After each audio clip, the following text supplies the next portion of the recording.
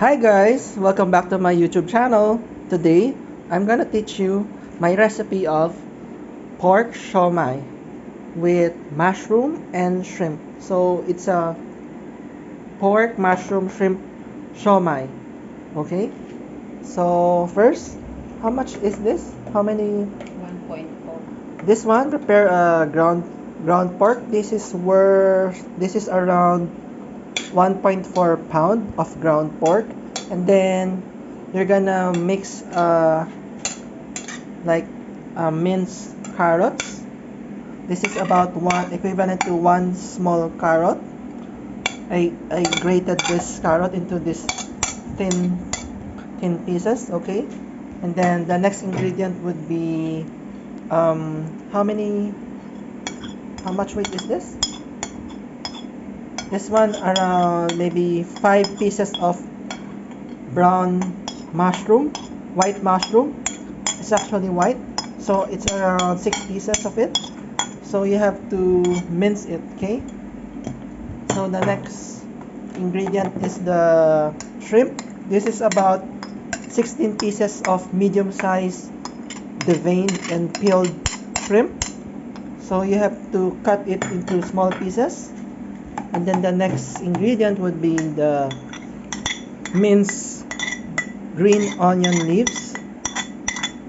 Okay, so this is about 5 pieces of green onion leaves. Then the last ingredient would be the white onion, like half of one big white onion. This is also minced. I'm gonna get the egg. Then after that, the next ingredient would be one whole egg. Here, it's here. One whole egg is the next ingredient.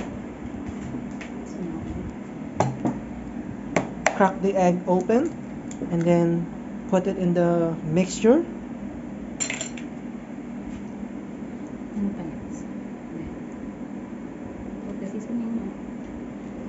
And then next would be like half tablespoon of garlic powder. Yeah, like that. 3/4. It's now 3/4 tablespoon of white garlic powder.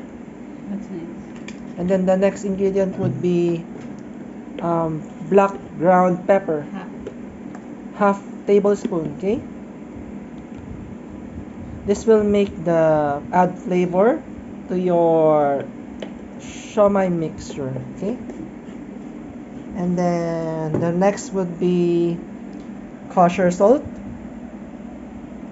This will be like half tablespoon. Yeah, all right, that's good. I think that's good. This will also add flavor, okay? And then the next would be we're using the oyster sauce. We're using the Panda brand oyster sauce, okay? This one will be adding like 1 tablespoon. Alright, and then the next would be silver swan soy sauce. This product is from, I think, from the Philippines. Yeah, it's a product from the Philippines. How many? How many? 2 or 1? 1 1. tablespoon. Alright. 1 tablespoon of liquid silver swan soy sauce. And then the next would be xing cooking wine. This is made from China, alright? This will be like 1 tablespoon also. This will make the flavor to be more authentic Chinese style siomai, alright? And then last would be the white sugar. Sesame oil. Next would be sesame oil.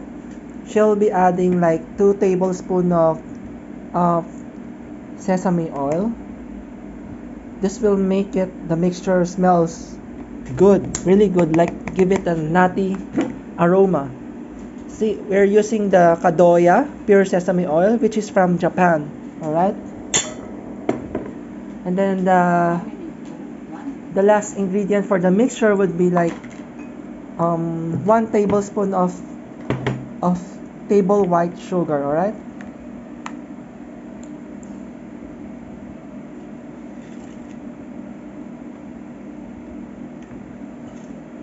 This will just to counter the saltiness of the soy sauce, okay, and also the added kosher salt. You just add 1 tablespoon of white sugar. So the next will be mixing this mixture, mixing it well so that the ingredients will be mixed well into the ground pork. So you have to mix it well, like for about 3 to 5 minutes. And see, we're using like a medium size plastic bowl, okay, mixing bowl. And then add to the freezer. And then after mixing this, you have to put this bowl inside the refrigerator for a minimum of 1 hour, so that the the the the ingredients will sip in the ground pork. It's like you're marinating meat. It's like that. Now we're going to add like 1 tablespoon of nor liquid seasoning original to our siomai mixture to add more flavor to the mixture, okay? So also earlier we added like 3/4 kosher salt, but I guess it's better to be 1 tablespoon of kosher salt, okay? And now you have to mix the mixture again together, okay? This one, we took our mixture from the refrigerator after an hour. Okay, so we're mixing it again. You have to mix it thoroughly so that the flavors will be spread out evenly. We're going to put the pork mixture to the wonton wrapper. Alright, so here we use the Shanghai style dumpling wrapper.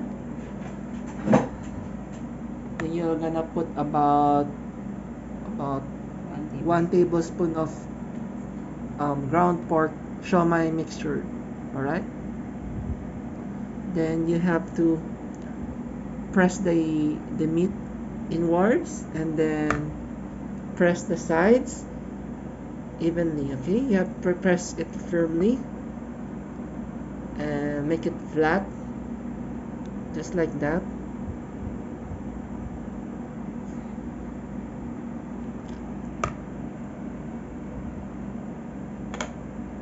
Yeah, like that.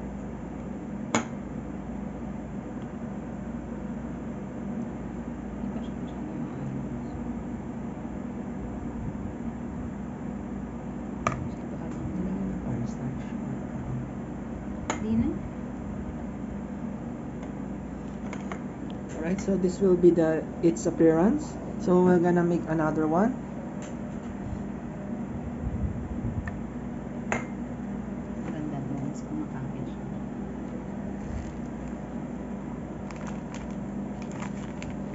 Oo, kasi mga perfect. Iba to.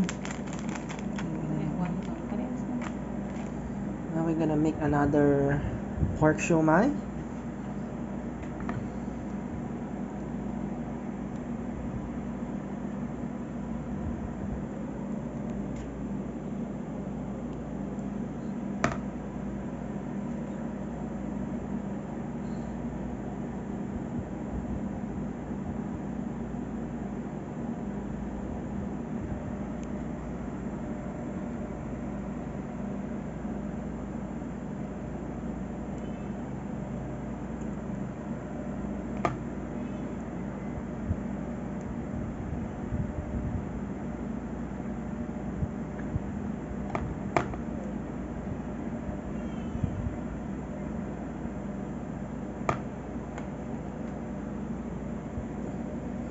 So you have to make the top open and then like that.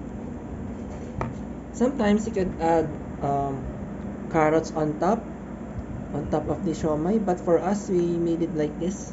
Okay, it depends on you if on how you would like to make the appearance of your siomai.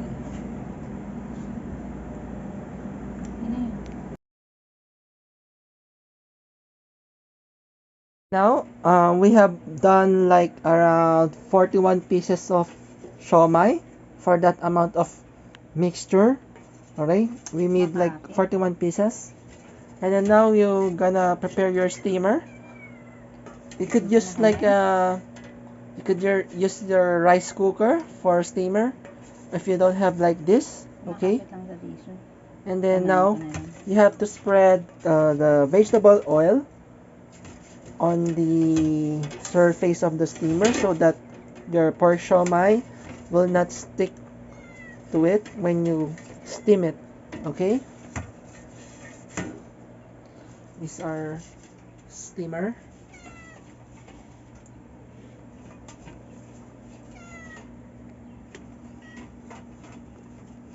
You see that the cats are already hungry and excited for the pork siomai.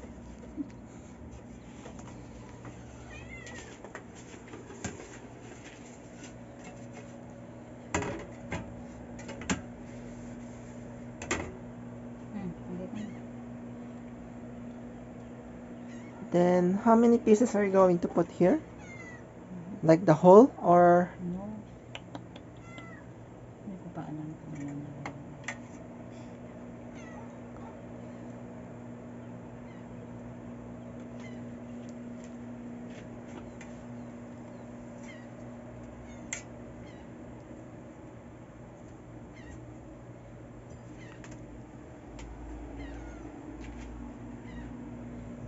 Tagal pala natin magbalot. Inabot almost 1.5 hour. Kaya nga di ba nagmamadali na ako kanina paano ko sa'yo. Matagal kasi talaga itong magtrabaho ito.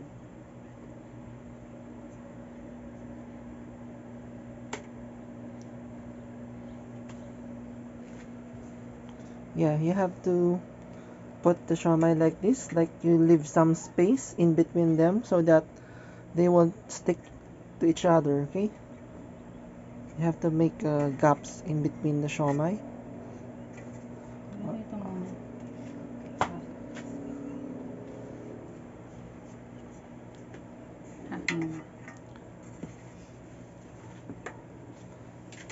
And we already preheat some water. We already preheat it and then we pour it on the pan. And then now it's time to put this. And then you're gonna steam this for like 15 to 20 minutes on high heat, right? On high heat. See? And then you will know when the pork siomai is cooked when it's what? Hindi, 20 minutes na.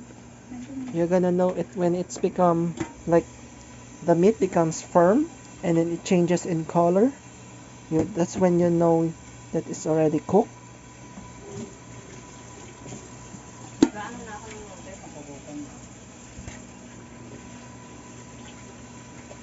So it's like Jerry's hindi yan maistin. 1, 2, Kailangan mo 3, takpan. 4, 5, 6, 7, 8, 9, 10, 11, 12, 13, 14. It's like we place 15 pieces of siomai here.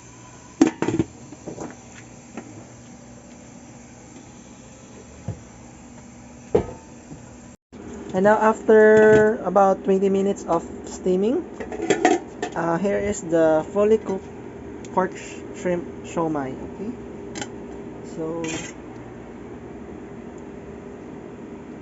did you prepare the sauce? Not yet. Yeah, this is the usually what's the ingredients of the siomai sauce? Soy sauce. And then what else? Chili. What did Chili you mix garlic. with the chili and garlic with the soy sauce? Mm. Alright, so that will be the sauce for the pork siomai, right? Mhm. Ay, ito yung gamit ni ating siya.